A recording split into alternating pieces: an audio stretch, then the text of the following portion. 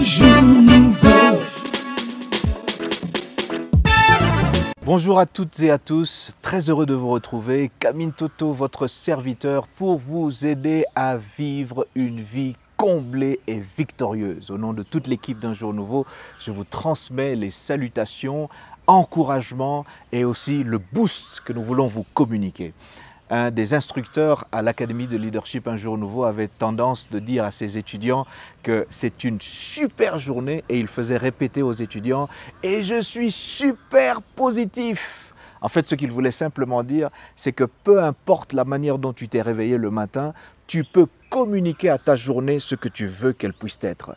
La pluie ne pourra pas saper ton moral ou ta joie.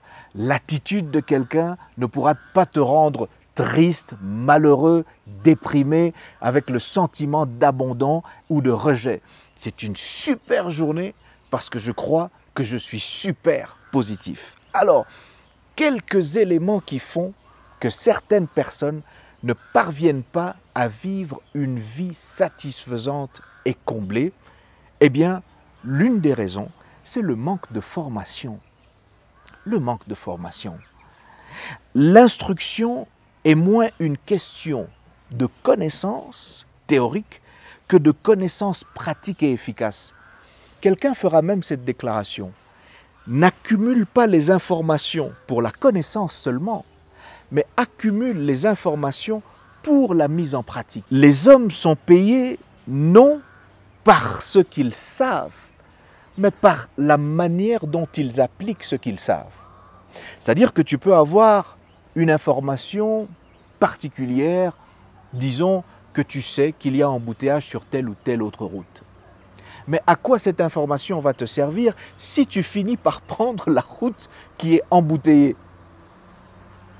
Pas à grand-chose.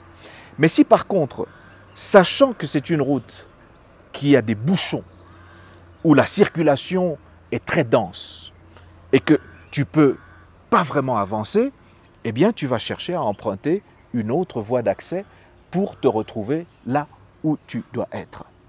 Donc la formation est d'une importance capitale. C'est pourquoi il y a certaines personnes qui, sur le banc de l'école ou à l'université, dans un milieu académique, se préoccupent de savoir le moment où ils vont finir par tenir un papier qu'on appelle diplôme, qu'on peut appeler un certificat, que l'on peut appeler encore par d'autres noms, un titre académique quelconque, de maîtrise, de licence, de doctorat ou de graduat ou d'autres. Mais si le papier ne représente pas la connaissance ou les informations acquises que tu peux utiliser dans un milieu spécifique, à quoi cela sert-il? Parce que nous sommes dans un monde où certains n'ont pas nécessairement étudié pendant longtemps. Certains n'ont pas nécessairement décroché les grands titres académiques, mais ils ont été en mesure d'avoir un impact et une influence considérable sur leur entourage, sur leur environnement, faisant en sorte que les conditions de vie de leurs concitoyens soient de loin meilleures. Quelle est la différence? C'est qu'ils ont utilisé le savoir qu'ils avaient et l'ont perfectionné par une détermination de pouvoir le rendre pratique pour eux-mêmes et aussi pour leur entourage. C'est ainsi que la formation est d'une importance capitale. Un autre élément qui fait que certains échouent et d'autres réussissent, c'est la discipline. La discipline. Le manque d'autodiscipline est une sérieuse cause d'échec, nous dit le docteur José Muzingu. Une personne disciplinée est celle qui fait de manière régulière et constante ce qui doit être fait, même quand cette personne n'a pas envie de faire cette chose-là. C'est-à-dire, elle s'impose une certaine règle de conduite jusqu'à l'obtention des résultats escomptés. Je reprends. La discipline, c'est un acte ou c'est un fait, c'est un mode de vie, c'est une attitude qui fait la différence entre ceux qui échouent et ceux qui réussissent. Écoutez ce que cet auteur dit, Une personne disciplinée est celle qui fait de manière régulière et constante ce qui doit être fait, même quand cette personne n'a pas envie de le faire. C'est pourquoi, permettez-moi de vous dire d'emblée, d'entrée de jeu, qu'il ne faut pas se fier à ses sentiments et ses émotions. Il ne faut pas vivre une vie basée simplement sur vos humeurs. Parce qu'il arrivera certains matins où vous n'avez pas envie de vous réveiller à 4 heures ou à 5 heures, où vous n'avez pas envie de lire un livre, où vous n'avez pas envie d'encourager quelqu'un, où vous n'avez simplement pas envie d'avoir une influence positive, un impact sur votre entourage. Et quand cette envie n'est pas là, ce sentiment n'est pas là, cette volonté n'est pas là, il ne faut pas agir sur base de ce sentiment.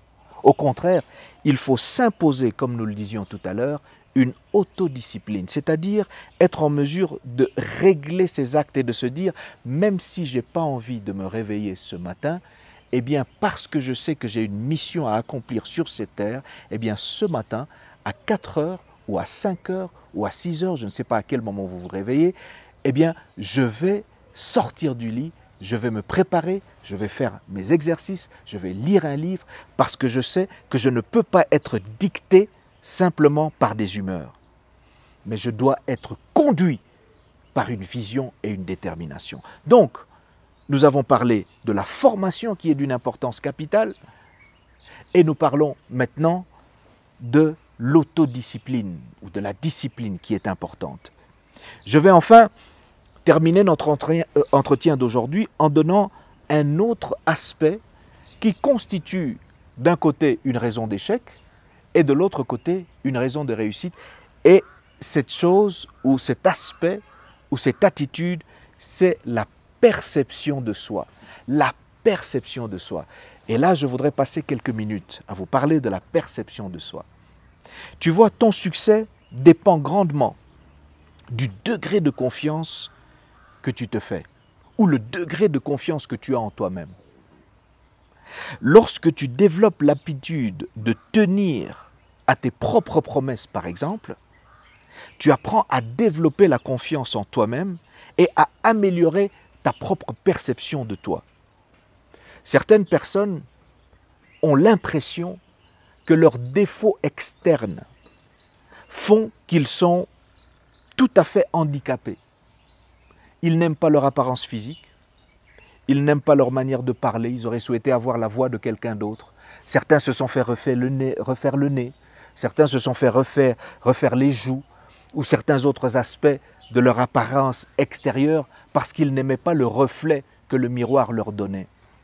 Mais peu importe la manière dont tu vois ce qu'il y a dans le miroir, il faut comprendre que tu as été créé de manière unique et particulière, singulière, et que, en fait, ce que tu es plus raison de ce que tu perçois être. En fait, ce que les gens disent de toi ne devrait pas déterminer ce que tu penses de toi personnellement. Ça peut être un complément d'information. Ça peut être simplement une appréciation. Mais ta perception de toi doit te permettre de croire que si tu es sur terre, c'est pour une raison. Si tu as la voix que tu as, c'est pour une raison. Si tu as la taille que tu as, c'est pour une raison.